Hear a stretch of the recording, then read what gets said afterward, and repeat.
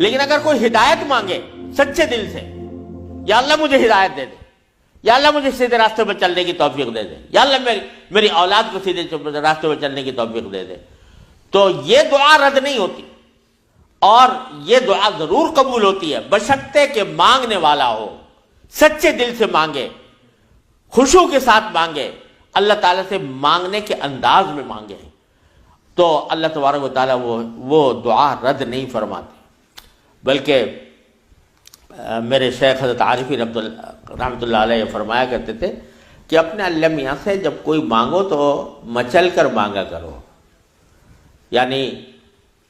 اپنے اللہ میاں سے باتیں کیا کرو،